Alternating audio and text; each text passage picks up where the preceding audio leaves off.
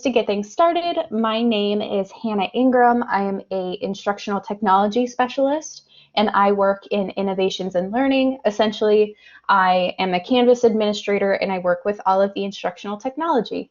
And now I will throw it over to Maggie.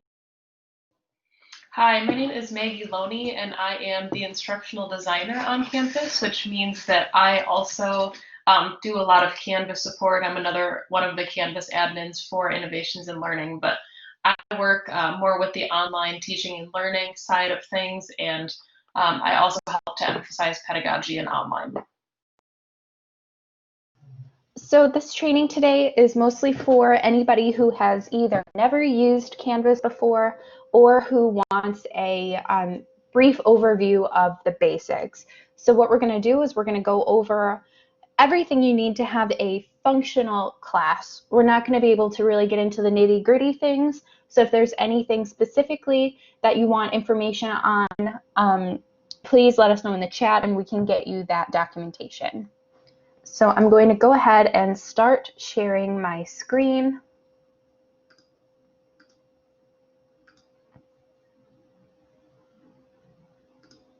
Okay, so when you first log into Canvas, what you're going to see is something called your Canvas dashboard.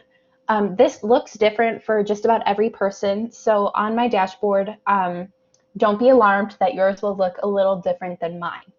All of these squares on your dashboard are courses that you're enrolled in, either that you're teaching or that you're enrolled in as a student. Now, you can see that some of mine have images. Well, a lot of mine have images. This is something that you can add to your courses for your students to see. It's just a way to make your course stand out among the crowd. If you don't have an image, that's totally all right.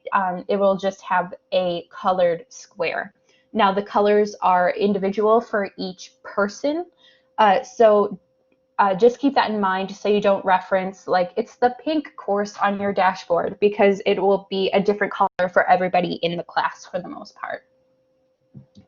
We'll show you how to add the images later, but again, it is just something fun that you can do.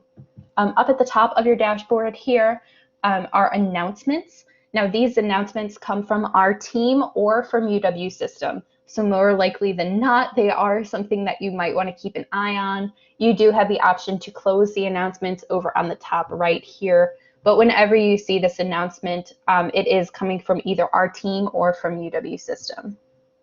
Okay, now I'm going to throw it back to Maggie to talk about the navigation bar. Okay, so on the black navigation bar on the left-hand side of your Canvas screen, you have a number of different options available to you. When you're on the home page of Canvas, you'll see the UW System icon up at the top left, but when you're in one of your specific Canvas courses, you will see the Parkside logo up there. So it's just, it just kind of depends what instance of Canvas that you're using at any given point.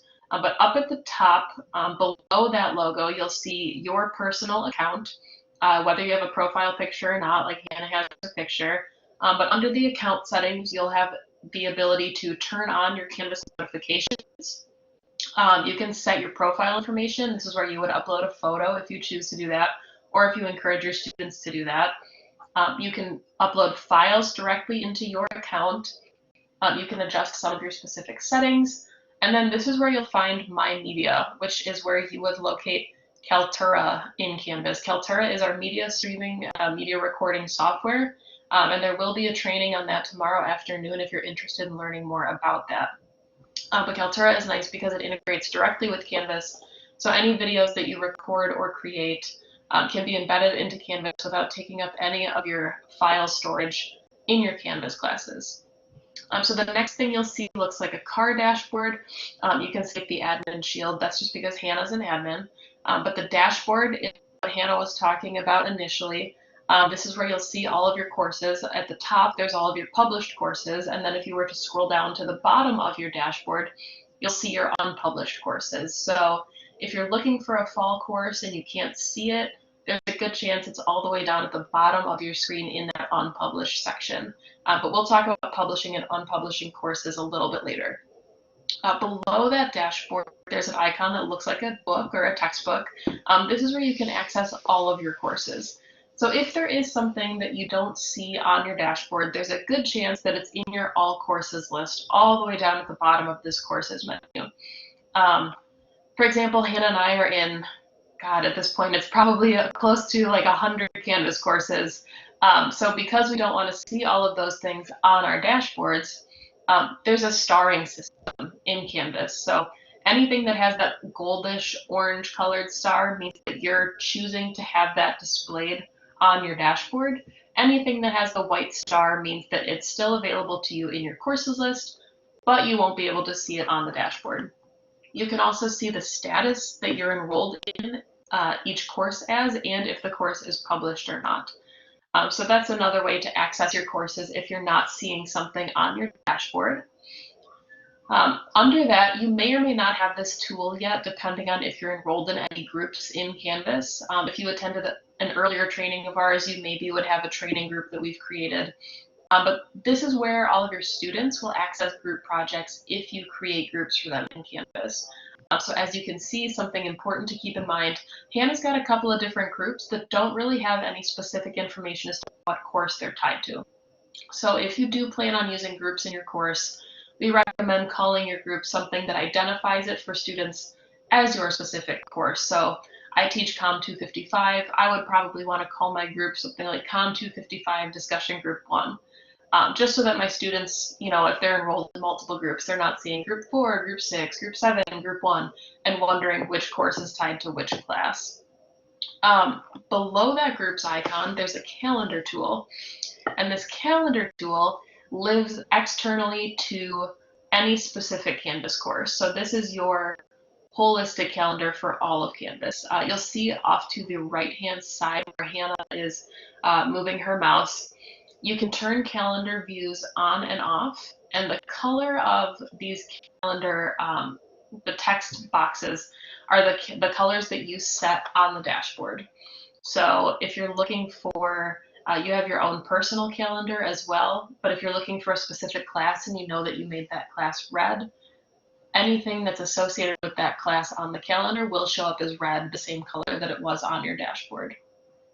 So this is just a nice kind of way to see things that are going on in Canvas, especially if you're teaching multiple classes, to be able to kind of keep track of all the different assignments and things going on. And your students also have full access to their calendar. We have been asked if you can sync your Microsoft Outlook calendar to Canvas, and you cannot. So just keep that in mind. You can download this calendar feed, but you can't sync them together so that your Outlook events would populate into this Canvas course or this Canvas calendar. Under the calendar, you also have an inbox tool. The inbox tool can be a little bit tricky for students because they are so used to checking their Ranger mails, their student emails through Microsoft, that if you start using the Canvas inbox, students may not know where to look to get specific course communication. So be mindful of the fact that, you might want to, at the beginning of the semester, let students know which form of communication you plan to use, or, if you want to encourage them to check both. But if students have their notifications turned on, they get those notifications sent to their Ranger mail, which can be kind of confusing because the students try to respond to the notification from Ranger mail without realizing that the notification isn't actually an email that they can reply to. It goes to like Canvas at black hole. Like whatever they respond with is lost. So just kind of be mindful of that. If you see a little number next to the inbox tool, whether it's a 1, 2, that just lets you know how many emails are in that inbox tool that you have not read yet. So you can message whole classes, you can message groups of students, you can message individual students, and it is a really robust email tool. Just keep in mind that your students are also managing their Ranger mail, so you might be needing to check 2 forms of communication. Below that inbox tool, you then have the Canvas Commons. And the Canvas Commons is a really unique, you'll have to authorize the first time you use it. But when the Canvas Commons allow you to share some of your work within Canvas. So what that looks like is everybody can share, whether it's a quiz or a discussion or an assignment, uh, you can go to the Canvas Commons and search. There's K-12, there's undergraduate content, there's graduate level content, and it's just a kind of an idea sharing, open source way to get different content brought into your own Canvas classes. You don't have to worry about your content being published to the Commons. That is not something you can do accidentally, so you don't have to worry about your content being shared out, um, for a large group or anything. But it's kind of a nice way to brainstorm and get ideas if you're looking for how to creatively use some of the Canvas tools. And your students do not have access to the Commons. We have been asked that. So if you do find a quiz or something that you want to implement, you don't have to worry about your students being able to search the Commons and find that same content. I do think that the Commons might be down right now for maintenance, which is why we can't show you what that looks like. But typically it looks like another dashboard where you can just enter different snippets and see the work that other people have created and shared throughout Canvas. And then finally, you have the help menu. We really strongly encourage you and your students to use this help panel. The university, the UW system, we pay for Tier 1 support, which is available 24/7, 365 days a year for your students and for you. So if you need help on Christmas Eve or on a Sunday evening, they'll be there to assist you. You can chat with them directly, which is like instant messaging. You can call the Canvas support hotline over the phone, and then you can also email support. And then finally, if you don't really want to talk to a live person and you just want to look for some documentation or resources, you can search the Canvas guides. And the Canvas guides are created by Instructure Canvas, and they're just an incredibly robust, detailed knowledge base of all different documents about Canvas. We haven't been able to stump it yet when we have a question. We've always been able to find our answer. So just keep that in mind, that there's a ton of resources available to you and your students if you have any trouble using Canvas. But after that now, I'm going to throw it back to Hannah to go over the course homepage. Okay, and I'm just going to apologize in advance. There is some construction going on in my house. So if you hear any hammering or saws, that's what that is. Okay, so now I'm actually going to go into a class. So I just click on the course in question. And then when you go into a course with content, this is kind of what you're going to see. Of course, if you haven't started building anything yet, your course will be empty. But when you go into a course with content, essentially what you're going to see is up at the top, there is an area for announcements. So that would be used if you just want to quickly tell your students, like, hey, there's a test tomorrow, make sure you study for chapter 1 and chapter 2 or what have you. Or I'm sick, so we're not going to be having class, something like that, just something quick that you want them to see on the home page. And then underneath that, we have these things called modules. So there's one section here that is week 1, that is one module. And then week 2 down below is another module. So basically what modules are is they're a way to organize your course content. You can have one giant module if you want, or you can break them up however you want that works best with your class. Some instructors break them up by weeks, some do it by unit, others do it by chapter, some do it readings versus assignments. Literally any way you want to break up your content, you can. But the thing to remember is that you have to have a module in order to have content. So what we do is there is a green plus module button up at the top right. We'll click on that button. We'll name our module whatever you would like to name it. For this instance, I'm doing week 3. Then you have the option to lock until. This option is if you don't want students to access certain content until a particular date. So for me, if I don't want students working ahead and I want them just to focus on weeks 1 and 2, then I can lock week 3 until week 3 of classes. So I can choose that date. Obviously, that's not the correct date, but you can choose the date you want the module to unlock for those students. You also have the option to add prerequisites. So if you want them to complete week 1 and week 2 before they access week 3, you can set that as well. For this instance, I'm just going to have it be locked. And then when you're happy, you will hit the green Add Module button. And by default, your modules will drop all the way to the bottom of this. Same with when you add content to your modules. But the thing that's great about Canvas is that there's a drag and drop feature. So if I added a module and I want it closer to the top of the screen, all I have to do is I click on the 8 dots over to the left of the module, and then I can click and drag. And then you have the option to do that with the content within your modules as well. You can drag the items. If you're not comfortable with clicking and dragging the items, there are 3 dots on the right-hand side that you can click, and then you have the option to move the module. So just in case you're not comfortable with dragging and dropping, there are other options for you. Okay, now to actually add items to our module. So this is brand new, this drop files here. This is brand new and it's actually very exciting, at least for me.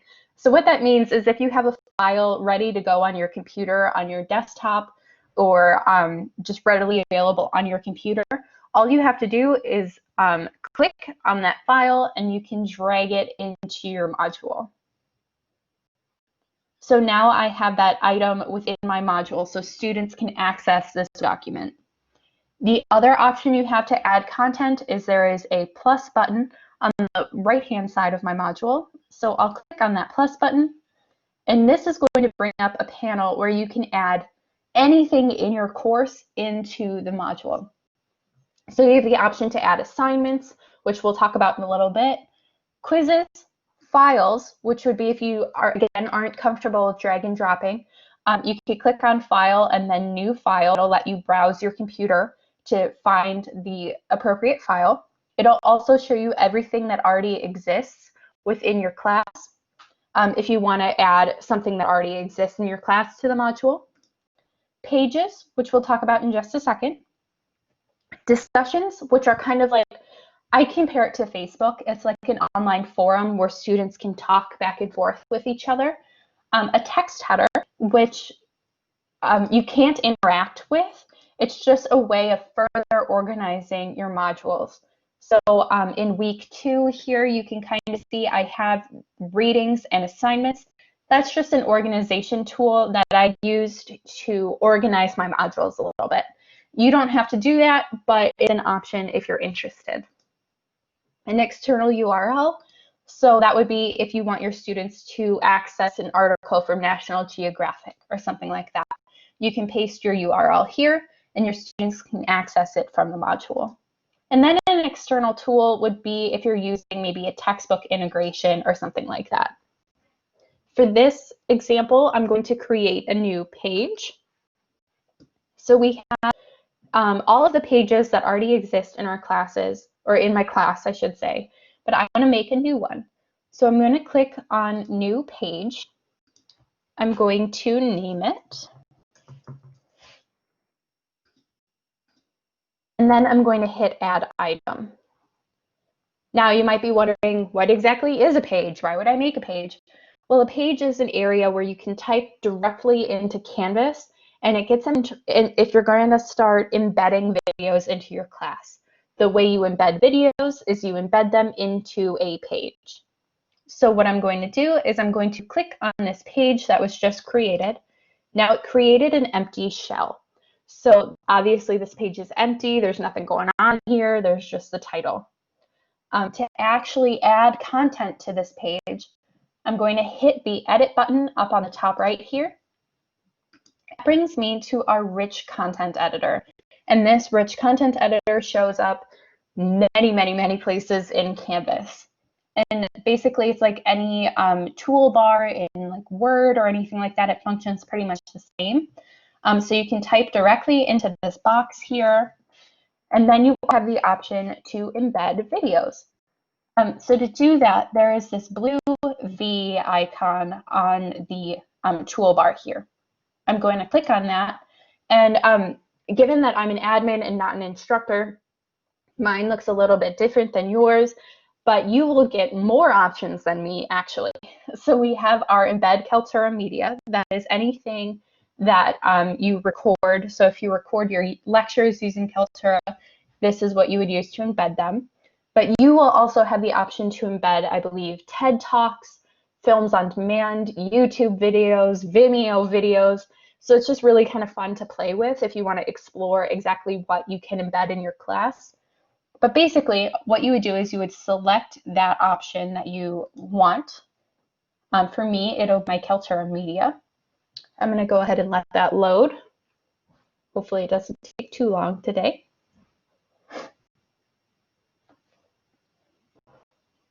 Okay, it's taking too long for me, but my internet at home is not doing the best today, but it should load properly for you. Essentially what that would do is it would open up the area where you could find the video and then embed that video. I apologize that my internet's being wonky today, but so once you do that, you have the options down at the bottom here to save and publish or just save. I'm going to cancel out of this and go back to my home page. So before we move on, there is just one more thing I want to point out on the home page, and that is these green check marks. So these green check marks mean that students can see the content in the class. Anything that does not have a green check mark, like my week 3 down here does not have a green check mark, it means students cannot see week 3. Now this works on a hierarchy scale or a hierarchy system. So week 2 is published, everything within week 2 is published. That means that students have full access to this module here. Now with week 3, I have the module unpublished, so students won't even see this week 3 module at all. Even though I have this test assignment turned on, it is published, students still can't see it because it is in week 3 that is unpublished. Now, if I want students to see it and I published it, but maybe I don't want them to see this test page yet. I'm still working on it. My embedding wasn't working very well, but I still want them to have access to everything else.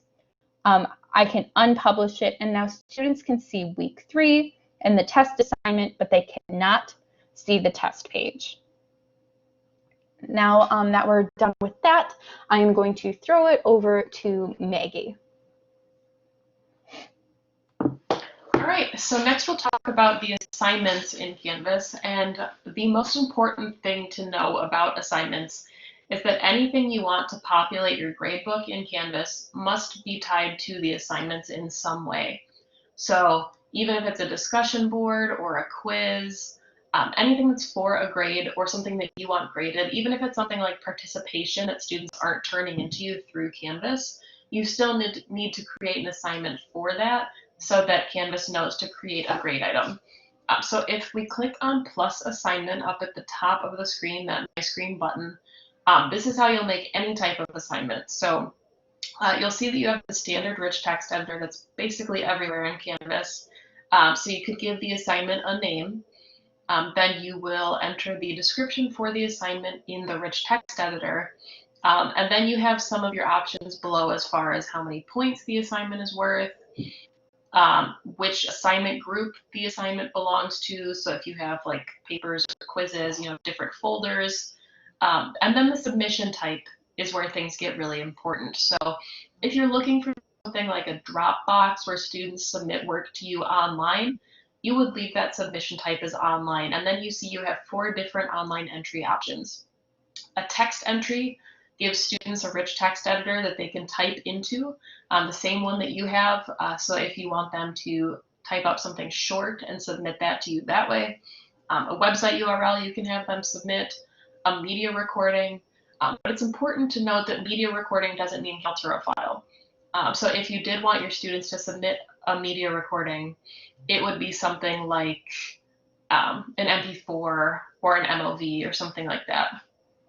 And then file uploads would be probably the thing that you would use the most. So a PDF or a Word doc, anything that you want students to submit to you electronically. And you do have the option to restrict upload types. So if you are only accepting PDFs, if a student tries to submit a Word doc to you or a Pages file, Canvas will politely prompt them to submit something else and let students know that you are only taking those restricted file types. But if you're not accepting online submissions, you can change that online drop-down menu to include some of the other submission types. You'll see that you have external tool as one of your options, which would be something like textbook integration, no submission that Hannah has on the screen now. This would be for something like participation, where students aren't actively turning anything into you, but you still need a grade item created for it. And then finally, your last option is on paper. So if your students are attending class face-to-face and they're giving you written work or whatever the assignment is in person, you can change the submission type to on paper. Then you have your options to determine if it's a group assignment, if it's peer reviewed, but assigned to is probably the most specific area to keep in mind. So with assigned to, this is where you determine the due dates and the availability dates for all of your assignments. The due date would be the date that the assignment is specifically due, your hard deadline. So whether or not you accept late work, if the due date is passed, then students will get partial credit or no credit, depending on, again, your late policies. The available from date would be when students are able to access the assignment. So if you don't set an available from date, students can access the assignment as soon as your class opens. Otherwise, if you only want them to see it for like a week or two, you would need to set that available from date, and that means students can't click on the assignment and open it and read it and do it until that date is passed. And finally, the until date is the last day that students have access to this particular assignment. So if you do accept late work, maybe you set a due date and you don't set an until date. Maybe if you have a late policy that gives students a week, the until date would be a week beyond the due date. Otherwise, if you don't accept late work, your due date and your until date, you would want to have the exact same date and time. Otherwise, what can happen if you don't set an until date is that students can turn in something to you that was due in September in December because there is no cutoff for that access to the assignment. So just kind of keep those dates in mind. And then you can either save the assignment if you're still working on it and editing that, or you can hit save and publish if you're ready for students to have access to it. But if we cancel out of this, another nice feature with grading in Canvas is SpeedGrader. So SpeedGrader is tied to any assignment in Canvas, and it can also be tied to graded discussions and quizzes. So if you open up the assignment that you're looking to grade, so in our case, it's a theory paper, this is how the assignment will look for your students. So they'll see what the assignment is, they'll see the description, and then they'll see what they're submitting and how many points it's worth, which is nice. So if you have something called attendance or participation, it'll tell students they're submitting nothing. So they don't have to worry about what they're turning into you. But off to the right-hand side is SpeedGrader. And SpeedGrader is where you can quickly grade all of your assignments in Canvas without actively downloading and re-uploading those submissions. You still have the option to download them if you want to, but you do not have to. So if we click on SpeedGrader, you'll see that it'll open up a second browser tab, which is convenient because anytime you want to get out of SpeedGrader, you can just simply close the tab. But SpeedGrader will give you a preview of all of your students' submissions directly in this new browser window. So you'll be able to, as Hannah demonstrated, you can either click down on the student's name to get a drop-down panel. You'll see that anyone with that green check mark means that you've already graded their submission. Anyone that's grayed out means they don't have a submission yet. And then anyone with that orange circle means that they have a submission that's sent to you, but you have not yet graded it. So you can either use the arrows off to the side to quickly scroll through your students, or you can click on them and expand the menu to get to the particular student that you're looking for. So if we go ahead and grade this test student assignment, you'll see up at the top of the screen, you have all of these different annotation tools. Again, it's really nice. They're available directly in Canvas, so you don't have to download them, annotate them, and then re-upload them. But you can highlight things, you can strike through, you can add text boxes and comments. If you are somebody that has a tablet, you can grade with a stylus and write freeform comments. So it's just a really nice way to leave quick feedback immediately in Canvas without actively having to, again, download and re-upload those papers. Off to the right-hand side is where you will, if you have a rubric attached, you could grade with the rubric. You can give the assignment the number grade, and then you could add any additional comments. You also have some options to do video and voice comments in the box below or add attachments. So if you don't want to have to type out feedback for 30 students, you could give them a quick 30-second memo. But as Hannah has demonstrated, you can also have conversations with your students in the assignment comments. So if you wanted to ask your students, hey, I'll give you an extra day, please resubmit this and change the title, your students can comment back and say, great, thank you, here's the newest submission. So it's just a really nice, robust tool that Canvas has available to you that makes grading a lot quicker. But if we close out of that, then I'll let Hannah talk about discussions. Alrighty, so as I was talking about before, discussions are an online forum where instructors can post a prompt for students to discuss.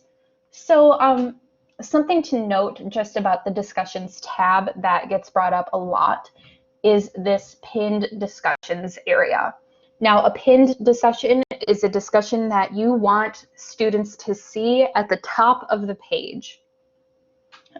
So this could be if you have a discussion for course questions, or if you have weekly discussions, you can add the week's discussion at the top of the page. And again, you just drag and drop to do that. Maybe, if it'll let me.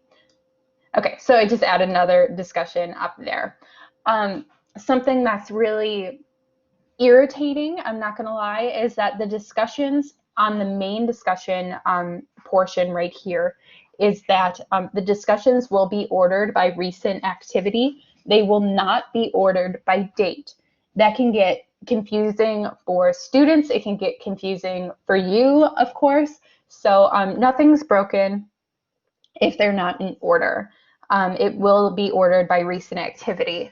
Our workaround for that is if you put all of your discussions up in the pinned area, you can reorder them as you please. But unfortunately, automatically, they will not be ordered by date. Now to actually go into a discussion I'll make a discussion first. So to make a new discussion, there is a plus discussion button up on the top right here. You'll get that same rich text editor. Of course, you can name the discussion, and then you can add your prompt in this box. You have the option to post to just certain sections. So if you have a combined class, you can post to just one section if you want to. Otherwise, it'll automatically by default be set to all sections. And then you have some options down at the bottom here. Probably the most important options that you have are that users must post before seeing other replies. So if you want your students to not be able to kind of Frankenstein together their own discussion reply from other students, you can select this option, and then students won't see other students' replies until they post their own reply first. Otherwise, if you have this unchecked, students will be able to see everybody else's responses before they post anything. And then probably the biggest option is graded. If you do not have this box checked, then the discussion will not be worth points. So that would be, you would have an ungraded discussion maybe for course questions or something like that. But if you want the discussion to be worth points, you have to hit that graded option. And then you get all of your assignment options down here. So how many points it's worth, how you're going to display the grade, etc. You also have the option to allow liking. We do get some questions about that. Very Facebook-like. All it is that students can like each other's posts. We have heard of instructors using it as a voting system. So like the post that best fits the prompt or something like that. Otherwise, you can use it just as a fun thing for introductions. If somebody, likes somebody else's introduction, they can give it a thumbs up. But again, you don't have to use it if you don't want to. Okay, and then again, you have the option to save or save and publish. And now to actually get into a discussion. So to see discussion replies, I'm just going to click on the discussion. You'll see my prompt up at the top here. And then if you start to scroll, you'll see the responses. So you can see Maggie posted here, and then I responded to her. I made my own post down here, and then continuing on, you can see Steve's post at the bottom there. If I wanted to reply to Steve, I would just click in the reply box down here and reply to Steve. And then I would hit post reply when I'm done. You do have the option up at the top to search for the author. So if I wanted to see everything that Steve has been saying, I can search for his name, and then all of his posts will pop up. So that's kind of important if you want to quickly see who's been participating and how much. And then you do have the option to subscribe to a discussion, and what that means is that you will get a notification anytime somebody participates in that discussion. So again, if you have a course questions discussion and you want to be alerted anytime anybody has a question, you would want to subscribe to that. Okay, and now I will toss it back to Maggie.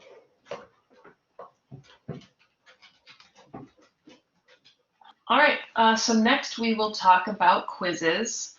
We did just have a quiz training yesterday, and we did record that. So if you would like a really deep dive into quizzes, that link will be available. We'll share that out probably at the end of the week when all of our trainings have concluded. So we have links to all of them available.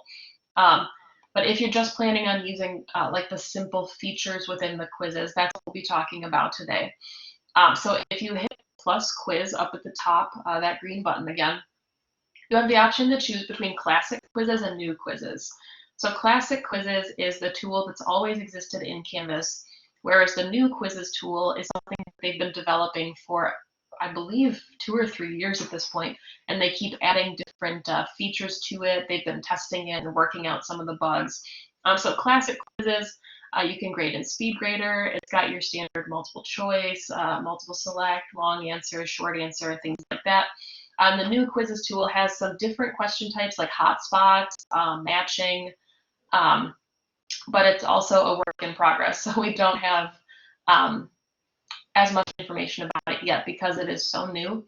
But classic quizzes is what we'll go with for today's training. And if you hit submit, it will recognize your choice, and you can use both. You don't have to, but you do have the option to switch between them if you want to test them both out and see what you like better. So in the classic quizzes view, you have your details tab and your questions tab. So the details tab would be where you would name the quiz and where you will give your quiz instructions. So anything you put in this rich text editor will be visible to students before they start the quiz. So these instructions will be what they see before they actually launch the quiz and complete the assignment. Next, you have under quiz type, you can select the option for the quiz. So you have graded quiz, ungraded quiz, survey, and ungraded survey. So if you did want to ask your students a survey question with Likert scale questions or things instead of a quiz, you do have the option to create that under the classic quizzes tool.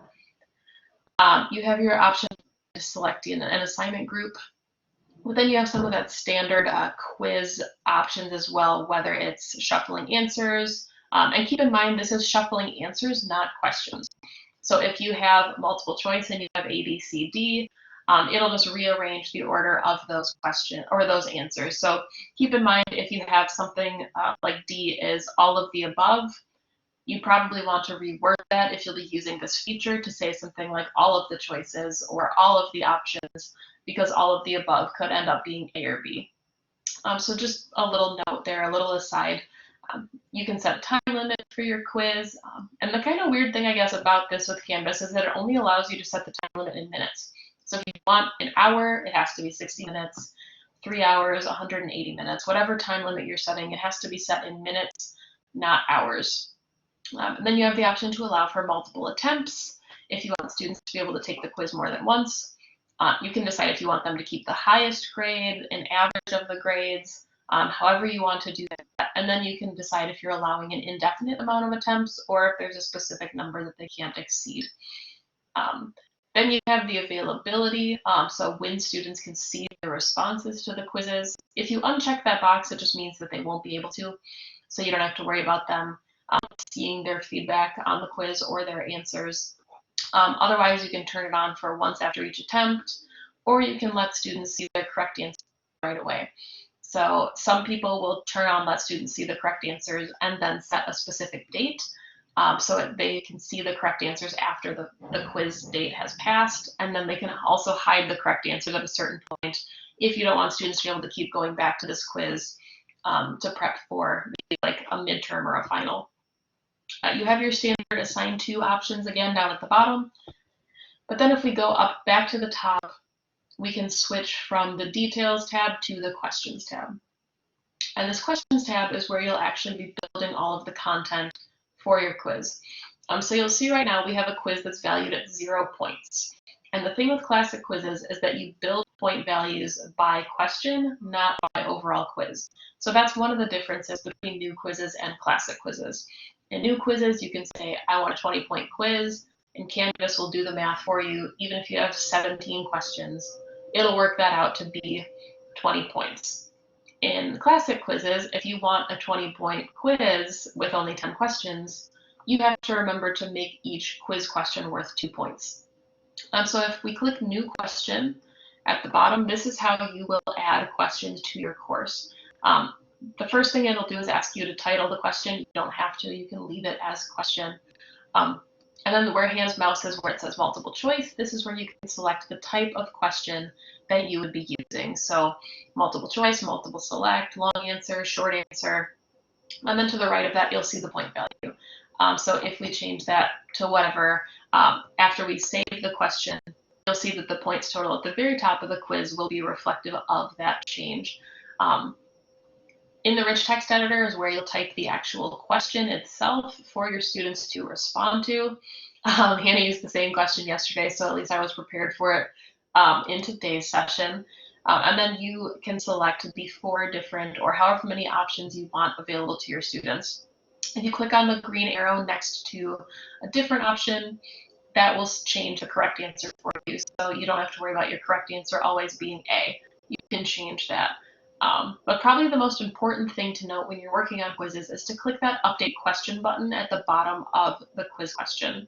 And you'll see once your question is saved, it will create its own little box with the question details inside of it. And up at the top, the point total has reflected that question in the quiz. It's important to update your quiz question. There is an autosave feature that kind of works, but I don't want to promise you that it will save all of your work. So if you are editing a number of different questions, make sure you keep updating those quiz questions as you edit them so that the changes are reflected. Otherwise, if you ignore that button and then go hit save without clicking update, you might lose some of that work. So really important to update after each question. Make sure that the reflections that you've made or the changes that you've made are reflected in the total. And then you can either hit save or save and publish for students to have access to that quiz. But now I'm going to send it back to Hannah to kind of wrap things up with grades. Okay, so as Maggie was saying, with assignments, you have to create all of your grade items under the assignments tab. There is no way to add anything directly to the gradebook. So again, anything that's worth points has to be added as an assignment, and then it will automatically pop up in your gradebook. So then once we go to the gradebook, we see a few different icons here. The one I want to point out is this little paper icon here. That means that this student has a submission that I have not graded yet. So there is a submission waiting there for me to grade. And then I could either do that in SpeedGrader, or I could download the assignment and then add the grade to the gradebook. The other icons that I want to point out are these little eyeballs that are at the top of some of my assignments. This little eyeball means that this grade category is hidden to these students. So why I would hide the grade item from the students would be if it's finals time, I have so many papers to grade, it's taking me a long time, and I want all of the students to get their grades at the same time. I don't want Josh to get his grade before Linda, for example. So I would hide the category, and then when I'm ready to post the grades, everybody is graded, I would click on the 3 dots next to the grade item, and then I would hit post grades. And then this is where you would also have the hide grades option if you want to hide that category from the students. You also have the option to set a default grade. So this would come in handy for maybe attendance or class participation. Everybody did great that day. You want to give them all a 5.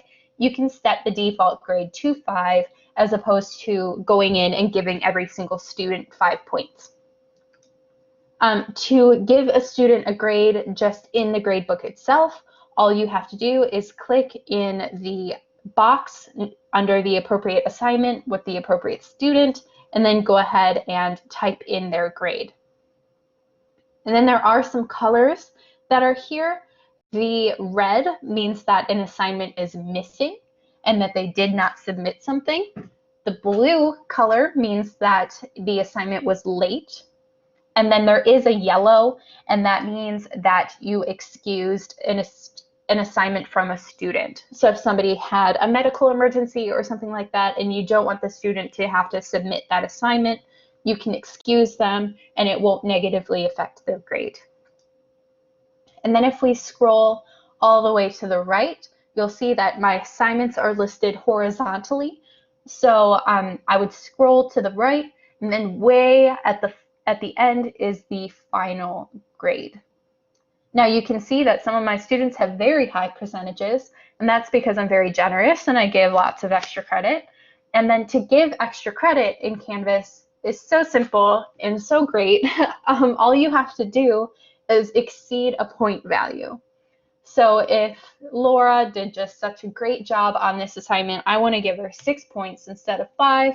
All I have to do is type in 6, and then Laura gets that extra credit, and Canvas does the math and works out the percentages appropriately. If I wanted a full extra credit assignment that won't negatively affect anybody who doesn't do it, what I would do is I would create an assignment worth 0 points, which I have right here. So if Oliver and Laura don't do the extra credit, they won't be docked any points. But then if Linda and Josh did do the assignment, I can give them the extra points, and then their percentages would go up accordingly. You do have some additional options if you click on the little gear icon over here. This is where you can set a late policy. So you can automatically apply a grade for missing submissions. By default, for some reason, it gives you 100%, which doesn't make sense to me. So you would want to go in and change the missing submission percentage if you want. And then you can apply a deduction to late submissions. So if I wanted to deduct 10% for every day that the submission is late, I can do that. You also have the option to do it by hour if you want to get super strict with it. So that's basically the gradebook. It's pretty fun to play with and explore. Every single class, every sandbox, every live class has a test student in it. And what's great about that is you can test your grading with the test student. The test student will not affect the averages of your class. It's just there for you to play with, and it won't affect the other students in any way. And to use the test student, what you do is you'll go to the home page of your class, and then there is something called Student View. If you click on Student View on the right of the home page of your class, this will show you the course as your students will see it. So you can interact with everything as a student will interact with it. So down at the bottom, you notice I locked this module, so students will see that I locked this module and I won't be able to interact with it until August 24th. You can also submit assignments as the test student. So if you wanted to play with SpeedGrader and figure out how that works, you can make the assignment and then you can submit to the assignment as the test student. And then Canvas will save the data from the test student, and then you can go in as the instructor and start grading things. Down at the bottom right here, you have some options to reset the student. So that would clear out all of the data. So if you wanted to keep testing a quiz or something like that, you could reset the student and wipe out that data and then start fresh. And then you have the option to, of course, leave student view. And you'll go back to seeing it as an instructor. And then the last thing that I'm going to point out is how to publish your courses. So students cannot see or even know that your course is in Canvas unless it is published. So if your students are asking, hey, I can't see my class in Canvas, the first thing that you want to check is if it is published or not. And up on the top right of your class, you'll see the course status. Right now, this course is unpublished, so the unpublished button is red. And then next to it is the publish button. So when I'm ready for students to see my class, I will hit the publish button, and that means that students will instantly be able to see the class in Canvas, if they're in Canvas looking for it, of course. So the moment you hit that publish button is the moment that students will have access to the class. Now you do have a couple of options under settings. So if you wanted to publish your course, but you didn't necessarily want students to have access to it immediately, you just wanted to publish it to get it out of your brain and to make sure that it was done and you did it, under the course settings, you have the options for start and end dates. So if you publish your course, but you don't want them to see it until the first day of class, you could click on the first day of class and then students won't see it until this date, given that you select the options down here. So students can only participate in the course between these dates, and then you will restrict students from viewing the course after the end date and before the start date. So if you do set a start and end date, you want to make sure that these options are selected. Otherwise, students will have access to your course essentially indefinitely. So if you're cool with that, then you could leave the start and end dates empty. Otherwise, you want to make sure that these are selected. And that's just about everything regarding Canvas, kind of the drinking from a fire hose version of it. Are there any questions?